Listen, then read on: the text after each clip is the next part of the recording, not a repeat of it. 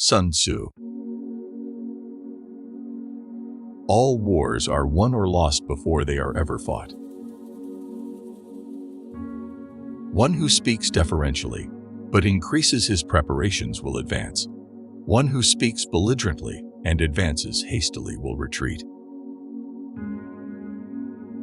In all history, there is no instance of a country having benefited from prolonged warfare.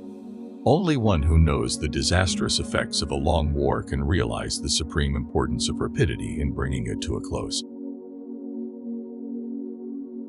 Convince your enemy that he will gain very little by attacking you.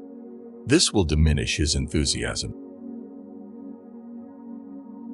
Pretend to be weak, so your enemy may grow arrogant. Prohibit the taking of omens, and do away with superstitious doubts. Then, until death itself comes, no calamity need be feared. He will win who, prepared himself, waits to take the enemy unprepared.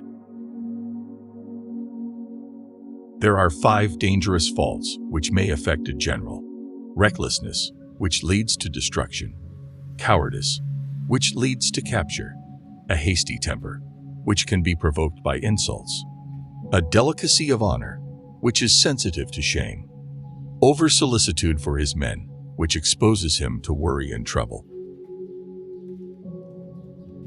Act after having made assessments. The one who first knows the measure of far and near wins. This is the rule of armed struggle. Invincibility lies in the defense, the possibility of victory in the attack. Let your plans be dark and impenetrable as night.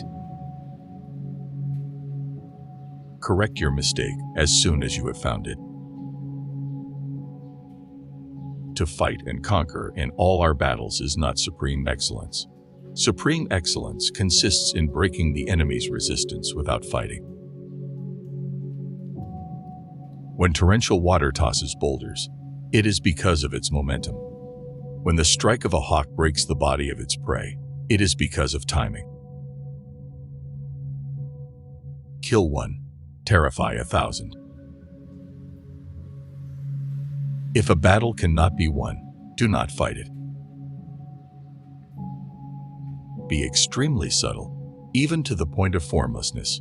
Be extremely mysterious, even to the point of boundlessness. Thereby, you can be the director of the opponent's fate. One need not destroy one's enemy. One need only destroy his willingness to engage. Attack him where he is unprepared. Appear where you are not expected. All war is based on deception. Now an army is exposed to 6 several calamities, not arising from natural causes, one but from faults for which the general is responsible. These are: 1. Flight; 2. Insubordination; 3. Collapse; 4. Ruin; 5. Disorganization; 6. Rout. Unhappy is the fate of one who tries to win his battles and succeed in his attacks without cultivating the spirit of enterprise, for the result is waste of time and general stagnation. Thus, it is that in war the victorious strategist only seeks battle after the victory has been won, whereas he who is destined to defeat first fights and afterwards looks for victory. Ultimate excellence lies not in winning every battle, but in defeating the enemy without ever fighting. When the common soldiers are too strong and their officers too weak, the result is insubordination. When the officers are too strong and the common soldiers too weak, the result is collapse. He who relies solely on warlike measures shall be exterminated. He who relies solely on peaceful measures shall perish. Engage people with what they expect. It is what they are able to discern and confirms their projections.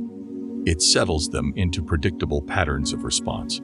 occupying their minds while you wait for the extraordinary moment that which they cannot anticipate. Appear weak when you are strong, and strong when you are weak. Plan for what is difficult while it is easy. Do what is great while it is small. Of all those in the army, close to the commander none is more intimate than the secret agent. Of all rewards, none more liberal than those given to secret agents. Of all matters, none is more confidential than those relating to secret operations. Victory is reserved for those who are willing to pay its price. The general who advances without coveting fame and retreats without fearing disgrace, whose only thought is to protect his country and do good service for his sovereign, is the jewel of the kingdom. Know the enemy and know yourself. The quality of decision is like the well-timed swoop of a falcon, which enables it to strike and destroy its victim.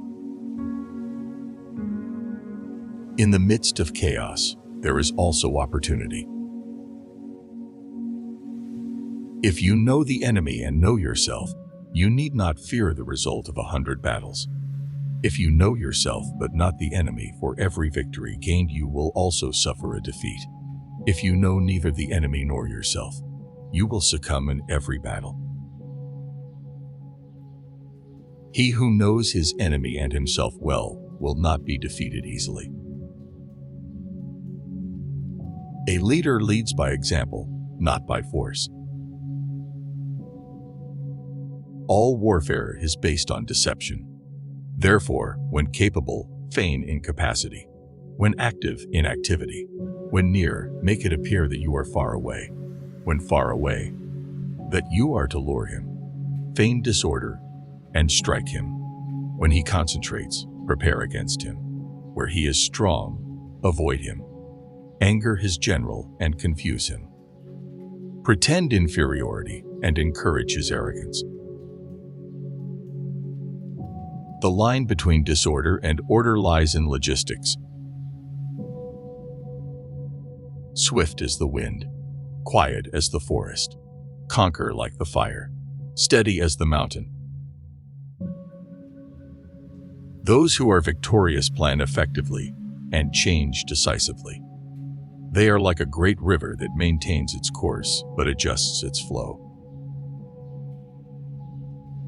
Victorious warriors win first and then go to war, while defeated warriors go to war first and then seek to win.